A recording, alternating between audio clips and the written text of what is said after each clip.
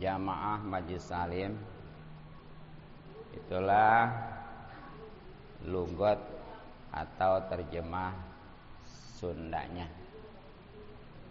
Nah, sekarang Indonesia atau Melayu dan insya Allah penjelasannya masih tentang maksiat kaki, artinya dosa-dosa yang berhubungan disebabkan kaki. Nah, diantaranya sebagaimana tadi dikatakan wa ibaqul abdi, dan kaburnya seorang hamba. Ya mungkin zaman sekarang mah yang namanya budak itu nggak ada ya. Budak itu manusia sebenarnya mah, tapi bisa dijual belikan. Kalau lelaki namanya abid, kalau perempuan namanya amat. Di kita mah amat lelaki ya. Itu. Ini dari hasil peperangan ya antara Islam dengan kafir. Jadi dulu mah banyak, karena memang motivasi dari baginda Nabi sallallahu alaihi wasallam, siapa yang membebaskan satu budak maka dirinya juga dibebaskan dari neraka. Makanya pada ngebebasin tuh, ada yang memang punyanya sendiri ya hasil dari perang itu. Ada yang memang sengaja beli. Jadi nggak ada sekarang. Tapi nanti kalau terjadi lagi perang antara Islam dengan kafir, bisa jadi ada lagi.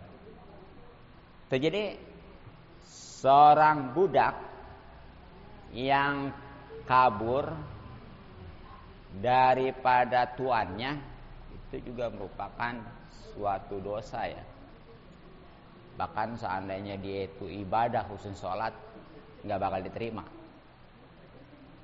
Nah itu. Nah kemudian wazawjati. Nah ini nih. Istri sama. Istri juga tuh kalau kabur tentunya dari suaminya ya istri mah. Pokoknya karena berbagai sebab ya, terutama karena emosional gitu ya. Dia nggak peduli dah mau gimana juga dosa atau apalah, demi kepuasan dia kabur dari suaminya. Itu mah mau pulang kemana juga ya sama aja. Kalau udah keluar dari rumah itu, mau ke rumah orang tuanya kek, apalagi kemana-mana mah ya, nah, itu termasuk juga dosa. Bahkan kalau kayak gitu, itu seorang istri hukumnya udah nusuz. Jadi nusuz itu nantinya gugur nih dia hak napakonya, sehingga suami walaupun gak nafkain gak dosa. Kalau kata bahasanya masih ala siapa gitu ya. Kemudian kalau di poligami, nah itu walaupun gak digilir gak dosa suami, karena sekali lagi udah nusud ya. Sama. Dan banyak nih sebab-sebab nusud itu tuh. Itu diantaranya itu ya. Samping itu seperti kalau gak nurut sama suami itu, apalagi nyakitin suami. Ya kecuali kalau ada sebab lah mungkin. Karena walaupun bagaimanapun juga seorang istri mah surganya ada di suami, sebagaimana seorang anak surganya ada di orang tua. Itu ya, baik itu. Nah kemudian pokoknya mah mau lagi sewot, mulai kesel, selesaikan ya. Jangan sampai ada orang ketiga. Kemudian waman alaihi, dan orang yang ada padanya hakun, suatu hak yalzamuhu, yang memang wajib kepadanya. Ini juga sama, termasuk nih dosa disebabkan kaki karena memang kabur gitu ya. Orang yang padahal mempunyai hak nih, bahkan wajib hak itu, malah dia nggak tanggung jawab, kabur. Ya seperti apa sih? Min kisosin, seperti kisos. Kisos itu karena umpamanya dia pernah membunuh orang ya. Itu di Islam mah kalau orang membunuh itu udah nggak bisa ada tawar-tawar lagi. Apalagi istilahnya dibayar, nggak bisa ya, kecuali kalau memang keluarga yang dibunuhnya itu mengampuni baru ya. Tapi kalau memang nggak mengampuni, pokoknya bagaimanapun juga membunuh, dibunuh. Sehingga kalau begitu kan orang nggak sembarangan untuk membunuh ya. Ini kan karena nggak berdasarkan itu, kadang-kadang gara-gara hal sepele, naujubillah, ngebunuh itu ya. Makanya di dalam Al-Quran itu kalau ngebunuh satu orang itu sama dengan ngebunuh seluruhnya. Tapi sebaliknya kalau nggak ngebunuh, dia hakikatnya juga menghidupkan ya. Makanya di balik bahasa Al-Quran ya, di balik hukum kisos itu ada kehidupan. Kenapa? Karena yang tadinya itu orang sembarangan ngebunuh, jadi enggak gitu ya. Karena resikonya kalau dia membunuh kan dibunuh lagi gitu. Makanya itulah di balik hukum kisos justru ada kehidupan. Itu bukan berarti kejam amat nih Islam. Justru demi melindungi nyawa gitu ya, yang nantinya orang nggak sembarangan untuk membunuh. Dan itulah maksudnya daripada di balik hukum kisos ada kehidupan. Yang umpamanya nih ya, takut kurang jelas. Umpamanya nih, si A membunuh si B. Yang membunuh siapa? Si A ya. Yang dibunuh si B. Nah kan kalau si B mah udah mati ya, karena udah dibunuh kan sama si A. Ini si A kalau menurut Islam itu harus dibunuh lagi. Ya tentunya melalui perangkat pemerintah ya. Sebab kalau secara pribadi entarnya dendam air gitu ya. Nah kemudian nih si A nih, dia minta tempo waktu umpamanya dalam jangka 2-3 hari mau memenuhi kebutuhan keluarganya. Seperti dia mungkin mau minta maaf ya, minta ridhonya kepada keluarganya tuh. Itu ada kan ceritanya yang siapa tuh namanya seorang sahabat ya, yang tadinya mah udah wah ini hianat nih, udah dipercaya dikasih tempo tapi nggak tanggung jawab, tapi ternyata karena sahabat ya pada waktunya datang dia, apapun resikonya ya. Nah ini mah dikasih tempo 3 hari dia untuk menyelesaikan dengan keluarganya ya, terutama minta maaf segala apa. Itu setelah 3 hari bukannya datang malah kabur. Tuh kayak begitu maksudnya dosa itu ya. Jadi nggak tanggung jawab. Nah termasuk juga audenin yang punya utang. Si A punya utang sama si B. Siapa yang punya utang? Hah? Si A yang ngutangin si B. Ini janji bayar si A. Pokoknya mah meyakinkan. Apakah itu seminggu atau 3 hari, memang utang mestinya gitu. Jadi ada waktu yang jelas, apakah 1 bulan atau 1 minggu ya. Nanti itu udah waktunya yang ngutangin nagih, wajib ya, dapat pahala. Nah nanti kalau pada waktunya tuh 1 bulan atau 1 minggu ternyata si A nggak mampu bayar, minta tempo lagi gitu ya. Nah ini si B ngasih tempo umpamanya 1 minggu. Itu si B dapat pahala setiap hari, pahala sedekah ya, sejumlah utang.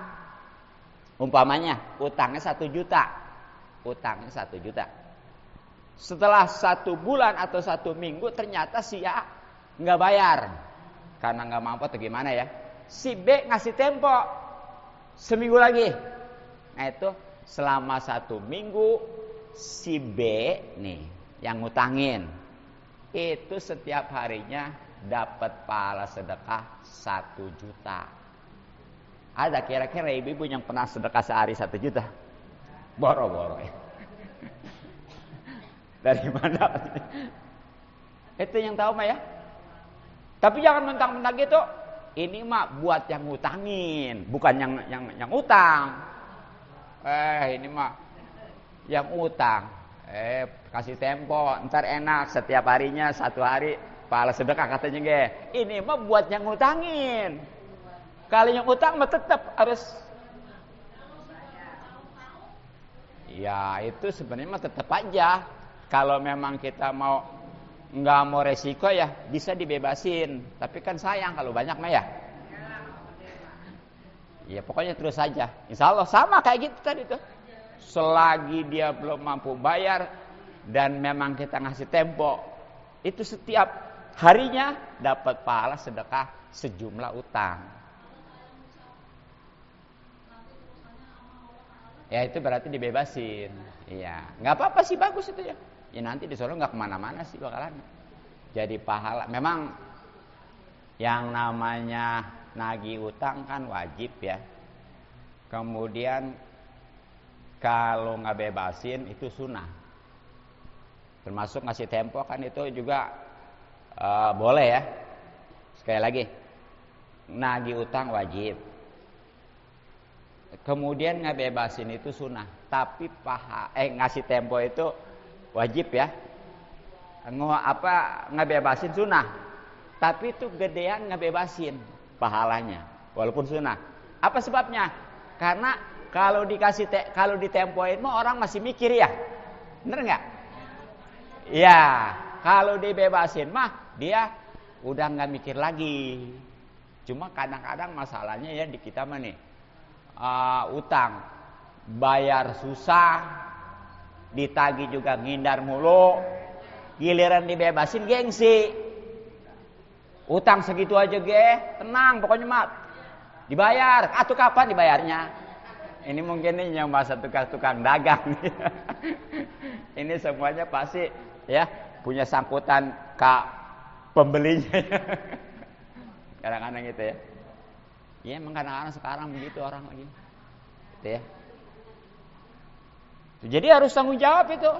Jadi mestinya mah kalau memang dia belum mau bayar, bilang. Jadi sebulan atau seminggu udah waktunya nih ya. Ternyata dia apakah memang nggak ada untuk bayar atau gimana lah. Yang jelas bilang, maaf, saya belum ada gitu ya. Apalagi gurunya mah tempoin gitu tuh. Ini kadang-kadang nggak ada kabar ya. Ya bahkan dicari juga susah. Diparanin kabur. Nah ini nih, sama itu dia. Kaburnya nih, menghindarnya ya, dosa itu. Baik ya. Hati-hati.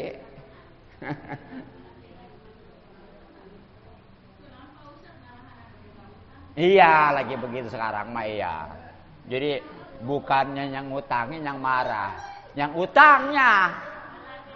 Iya, tadi kayak gitu ya. Utang segitu aja gak katanya dibayar. Ngomong bayar, kapan bayarnya? Giliran dibebasin tadi, nggak mau. Bayar. Ngomongnya mah gitu ya. Nah itu baik. Awas nih ya. Masalah utang nih jangan disepelein. Sebenarnya nih, kalau memang dia utangnya caranya benar dan tujuannya mau mulangin, ngebayar maksudnya ya, insya Allah dimudahin. Ya bayarnya gitu.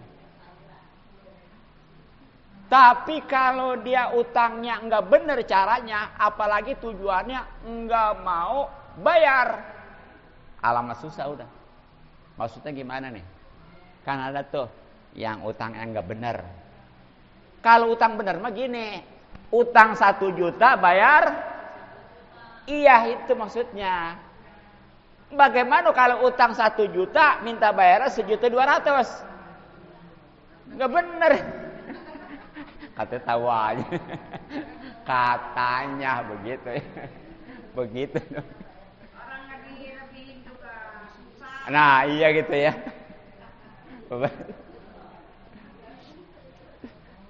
Terus dia tujuannya padahal mah ada ya. Tapi nggak buru-buru bayar gitu.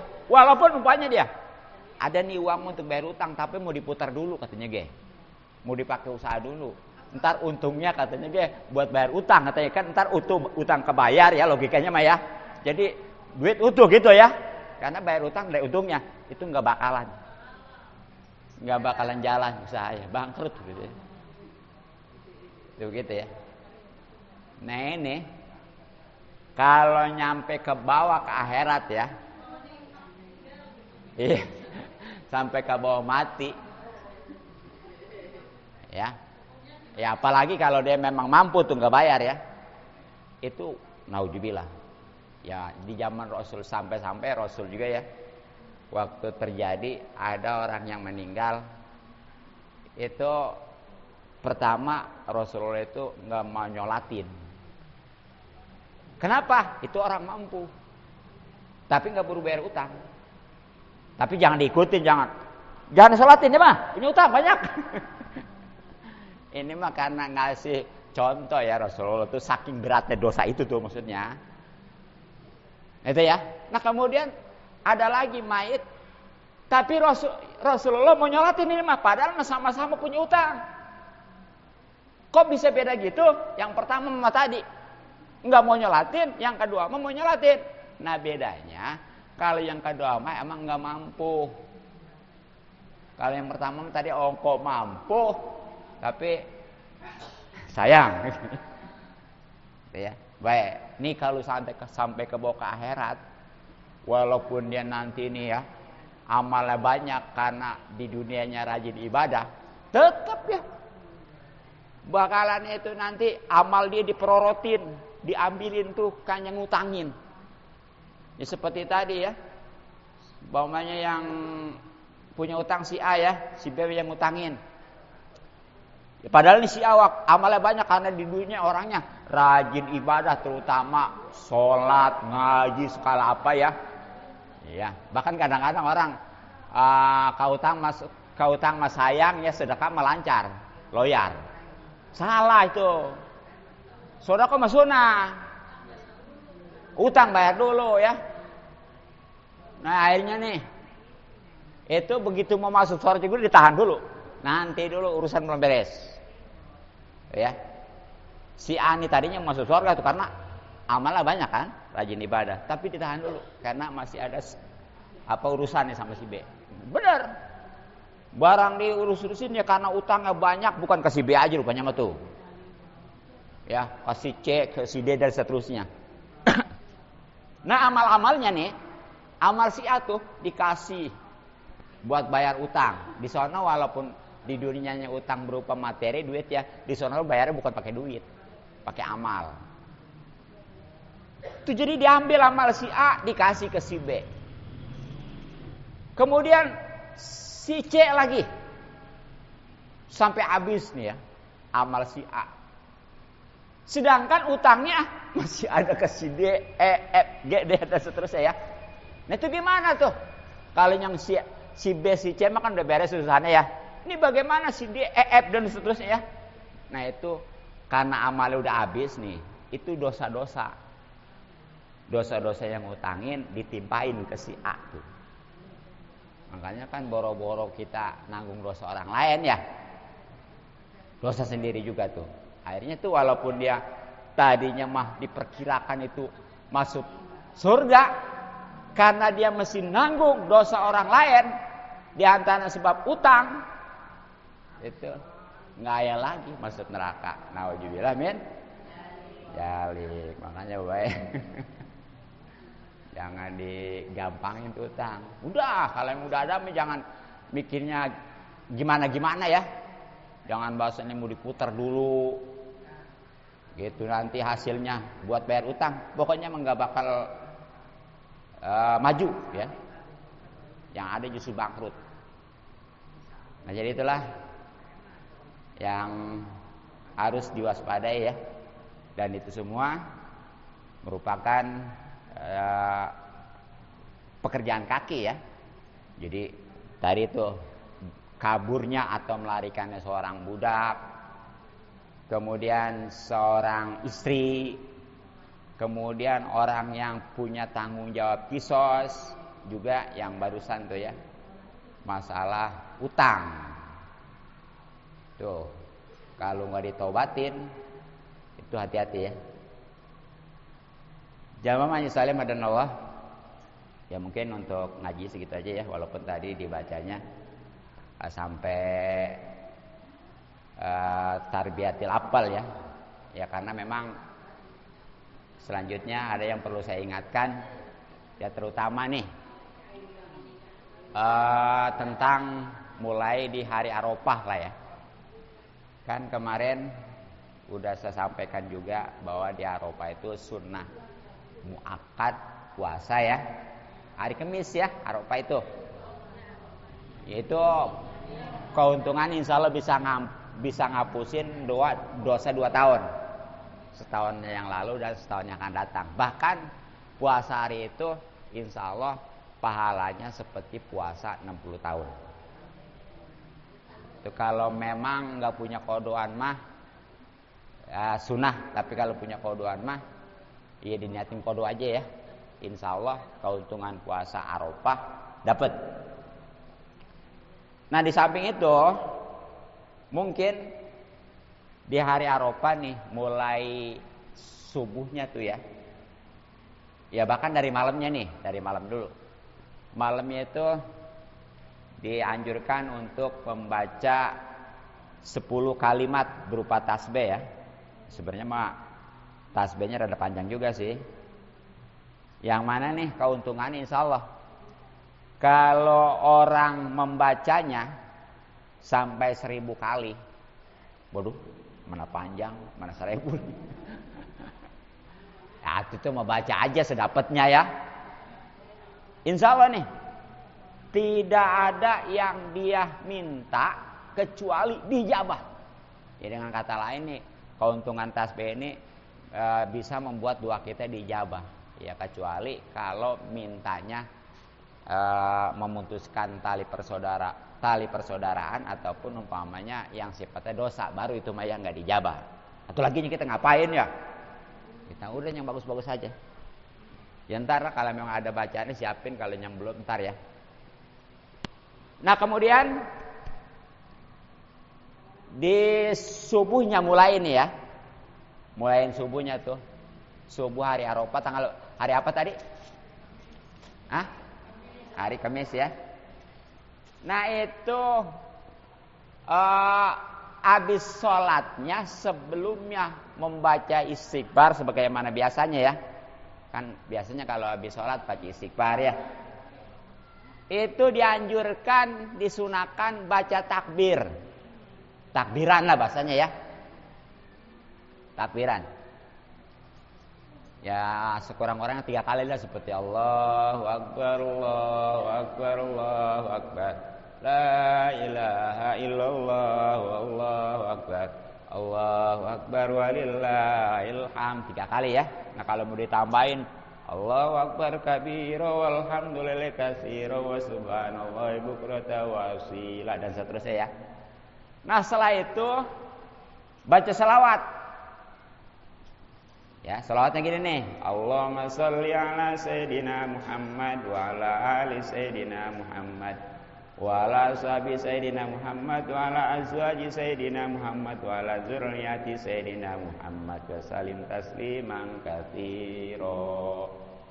Tuh habis subuh baca, nanti habis zuhur baca lagi. Asarnya Tanggal 9 ya, hari Arafah Remis ya. Asarnya baca, maghribnya juga baca. Nah, tapi nih habis maghrib mah bukan aja yang bacaan takbiran habis sholat, tapi terus mulai dari maghrib mah nggak berhenti di mana dan kapan juga ya, itu nyampe pelaksanaan sholat Idul Adha-nya. Besoknya berarti ya. Nah kemudian setelah sholat Idul Adha kan johor ya, baca lagi, terus nyampe asar terakhir hari Tasyrik. Hari apa tuh? Hari Tasyrik 3 hari ya. Berarti Senin ya. Senin kan? Ya kan umpamanya gini. Kamis Arafah, Jumat Idul Adha. Nah tambah 3. Berarti Sabtu, Minggu, Senin ya. 3 hari kan. Itu yang jelas setiap habis sholat baca takbiran dan selawat ya. Tapi kalau yang malam takbiran mah tuh di samping yang setiap sholat juga dibaca dari maghrib nyampe pelaksanaan sholat Idul Adha ya gitu.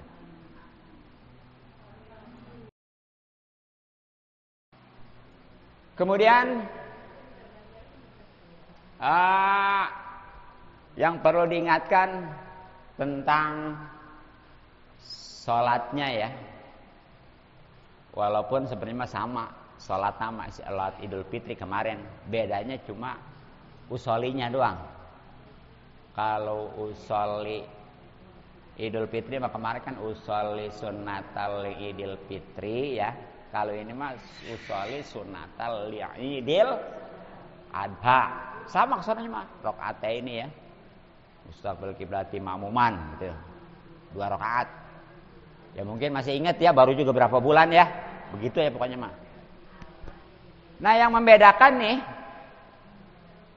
kalau pelaksanaan sholat Idul Fitri mah makan dulu, sarapan dulu, kayak pokoknya mah nggak puasa lah kesannya gitu ya. Kalau Idul Adha mah sholat dulu. Jadi jangan sarapan dulu, jangan ya. Wayanya aja sampai pulang sholat ya, gitu tuh. Jadi itu doang bedanya. Nah makanya mestinya nih waktunya juga dibedain. Kalau Idul Fitri mah kemarin sunahnya rada siang. Kalau Idul Adha mah rada pagi. Ya asal udah masuk waktu duha gitu ya. Ya tujuannya apa? Kalau Idul Fitri mah kemarin rada siangan supaya waktu zakat fitr luas. Jadi yang tadinya belum punya kan ada yang ngezakat jadi punya tuh kan mampu ya. Kalau Idul Adha mah ini yang namanya sholatnya rada getapan, tujuannya supaya waktu korban itu luas. Jadi aturan umpamanya jam 8 atau jam 9 baru mulai, karena getap jam 7 udah bisa tuh orang korban. Sebab yang namanya korban mah syaratnya kudu udah sholat id dulu, Idul Adha ya. Kalau belum sholat walaupun hari lebaran tetap belum boleh. Nah makanya orang kalau Idul Adha insya Allah ya pada sholat ya, itu mau korban mau kagak ya. Gitu ya. Nah itu